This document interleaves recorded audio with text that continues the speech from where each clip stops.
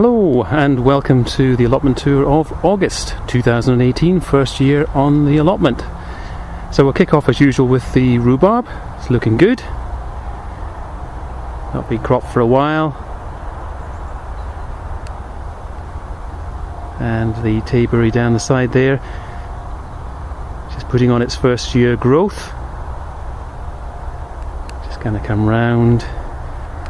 Had a bit of rain this morning, which has been somewhat useful and in short supply. Gooseberries, black currants, still haven't grubbed those up yet, but they're going. This whole squash plot and bean wigwam area is going to be redesigned for next year. Sweet peas are out, so the poor obelisk is looking rather bare. Flower pot, not had a particularly good year either, but it's just there. Bit of extra colour. So swinging round to the squashes, and they're much more visible than the last video because I've been taking off the mildewy foliage, and there's plenty of that. But we've been watching other YouTube videos about squashes this year, and we were wondering when ours are going to be ready, and they are ready, most definitely. We went to pick one of the Ujiki Kuri up to have a look at it, and it just came straight off the vine. That was £5.5. That one was quite a decent size, especially for Ujiki Kuri, because we've got two plants, and I think they're almost two variants, because we've got more traditional small red type over there, and then this much larger football type, which is a bit bizarre. And we've got 4 crown prints in there. We're watching a YouTube video of Charles Dowding last year, and he had about 7 crown prints on each plant. So obviously this year has been good for Ujiki Kuri and not so good for crown prints, certainly in this neck of the woods. So here you go with the wigwam beans. They did not like the hot weather, but they have been bouncing back since we've had the cool spell. There's been a lot more flowers popping up,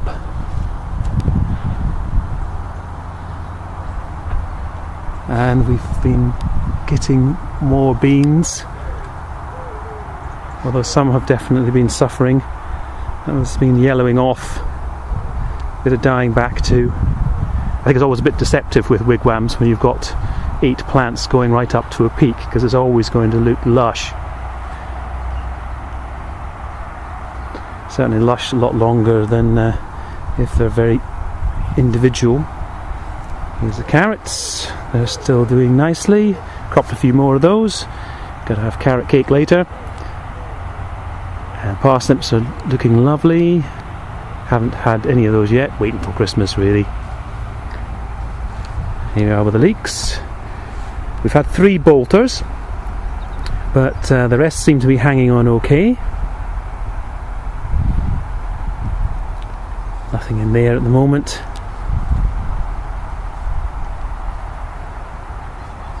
So we've got wallflowers. They're just hanging out there. They're going to be going into the garden at home over winter. And some lettuce, line of lettuce there. And some spinach just gone in. That's shooting up nicely.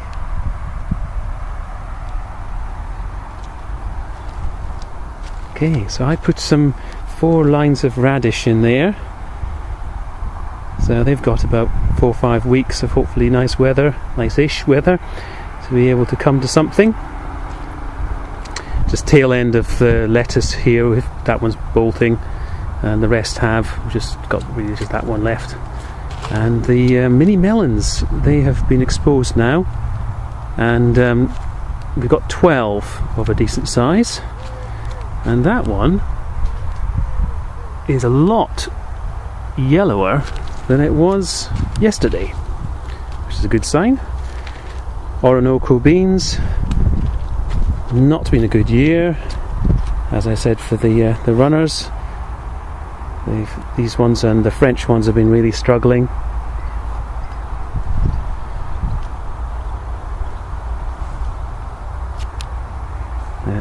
They're yellowing off and dying back. Tomatoes, no sign of blight as yet, so they're looking pretty good. Been getting an awful lot of tomatoes from fairly early on this year with the hot weather. Coming round. So the holly tree has gone. I've done some excavating, well, cutting back and such like, and this is the area that I'd like to corral off, have a little bit of a storage area here. You can see the back of the shed's actually buried, and found an old lawnmower. Might make a feature out of that. And the compost is going well. Got a cover for it. It's quite hot under there, so hopefully we'll have some decent compost to use next year. Apple tree. Tried one of the apples, probably a little bit early to be able to make a definitive guess as to what it might be, so was really unable to tell whether it was an eater or a cooker. Tasted like a cooker but looks kind of like an eater, so it's a bit confusing. Squashes on the bank and escaping over the fence,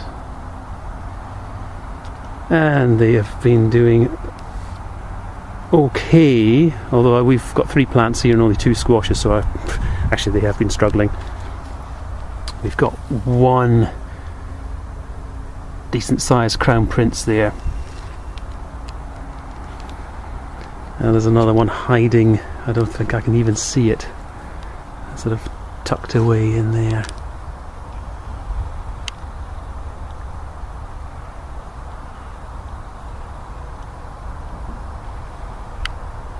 There it is.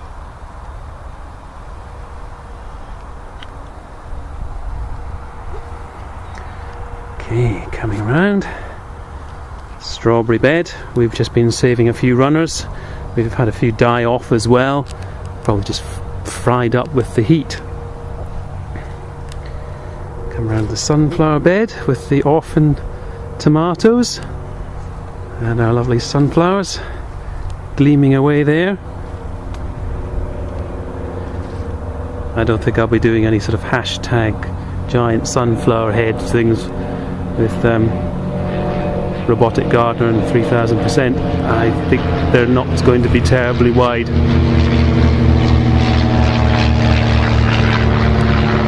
Courgettes.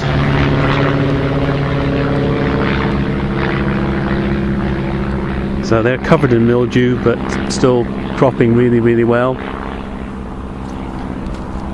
Coming through here, Bolt Hardy beetroot. That's still giving us a regular crop. French beans are dying back.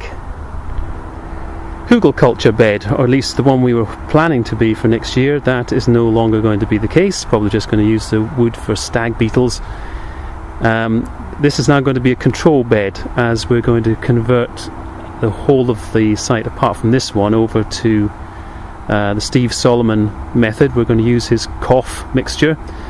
It's a complete organic fertilizer, as it stands for, and we're just going to source that in the UK as best we can. It's very difficult in the UK, and we're going to have a soil test done.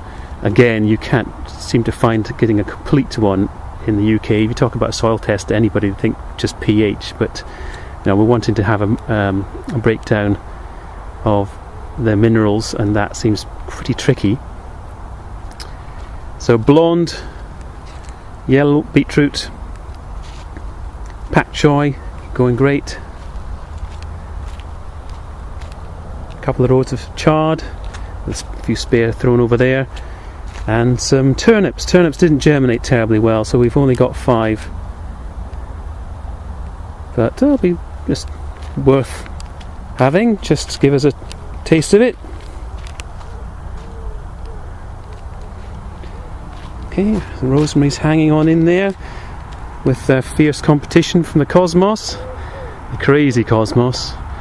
Now, this flower bed hasn't really gone to plan this year. As I say, the dahlias have been quite hit and miss. I say this one's not even started flowering yet. That one's been going for a while. This one is terribly droopy. I think my staking technique has not been ideal. That's quite small. This one at the end there is fantastic.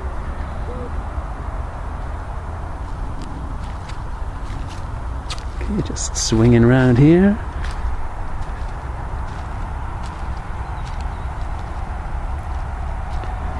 A little bit like hellebores, in fact, in the sense that you need to be about 1 foot tall to be able to look up and appreciate them.